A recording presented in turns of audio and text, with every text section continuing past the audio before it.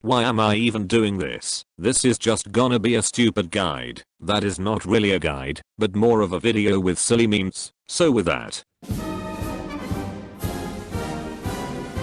So with destroying your ears, I can finally talk nonsense in my script. Okay, there wouldn't change much to begin with. So after the big funny intro, let's come back to the ship guide. Today with the balanced ship, Sovetskaya Rossiya. Obviously it's balanced cause it's Russian.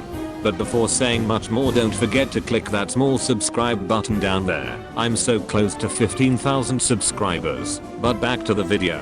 I mean, it's obvious, you can tell this ship is balanced when looking into the sky, making it look like a Katyusha rocket launcher was fired, and the enemy can just scream in terror and fear. But we stop the memes right here, and talk about the history of the ship. The ship was never built. Yeah, who would have expected? Most of the ships from the Soviet Navy were never built. But don't worry my friend, if it would have built, it could easily rival the Yamato class and the Montana class, since we all know that the USSR was powered by the will of the people, and Stalinism and vodka makes everything work. But jokes aside, why are Russian ships always shown as so scary and powerful, like we saw what happened to Hotel Yamato? But anyway, let's finally start talking about the ship Anazalane. She is a Russian battleship with the rarity super rare, but that's not really true, since it's also event exclusive, what makes it locked behind the big funny event wall, making a really strong Russian ship unavailable for the majority of the player base again. And let's not forget my community that hates me again for doing a revenge ship guide.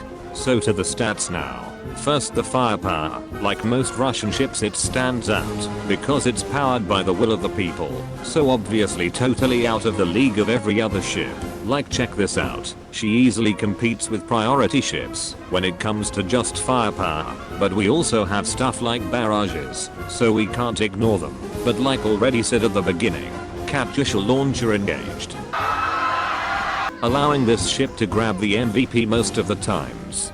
I swear I equipped guns on my ship. Next on we have her survivability. This is a scary story on its own, so better be prepared. First, have a massive HP pool at 8300 hit points, combining that with the average evasion stat and the heavy armor. And let's not forget about the last ingredient, Russian bias, and with that the Sovetskaya Rossiya was born. Yeah, a scary but true one.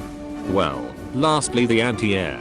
The AA is not really that outstanding. You have average stats there, which reminds me of the Kremlin in warships. Everything overpowered, but it's balanced because its AA was nerfed by 1%. Nah, but the anti-air is above average, but it wouldn't win a prize. With that we got everything covered about the stats. Now the perks. We've got 2 perks. Finally not a barrage again. Well, not really. The first is Lord Obstrel, which is written in Russian and meaning shilling. This perk has a 75% chance to activate, or a 0% if you are me, and when it does it fires a rain of terror, and you know how this already looks. Okay, enough of that meme. Next skill is Walkery of Unity. For every Russian or Chinese ship you get 5% more firepower and accuracy. This can be stacked up to 4 ships, which means a 20% firepower increase. Totally balanced. But be aware that this skill is only active for the first 2 battles, so this perk is perfect for boss battles to have increased damage output. But the downside is that maybe you don't want to use a Russian vanguard. Well, bad for you, since you lose the gimmick of this perk by that. And also it was a huge struggle to make this work for me, since I don't use Russian or Chinese ships, and first I tried playing higher level maps, and well, it ended up like that.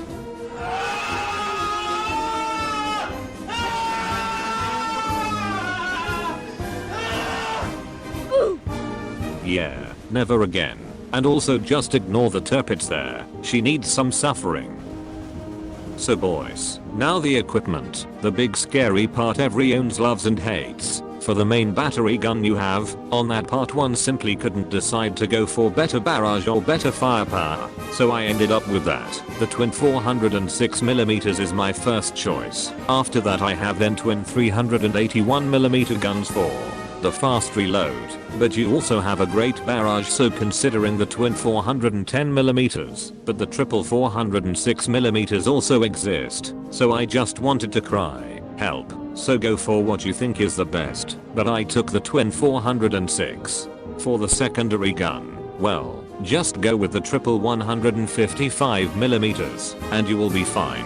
Well, that was fast. Next, the anti-air. To make this ship even more overpowered, you will increase the accuracy even more, so take the twin 40mm Bofors Mark II. It has not the best damage output, but simply for the accuracy it pays off. I mean, having 20% increased accuracy with the 10 points more will make you outperform everything.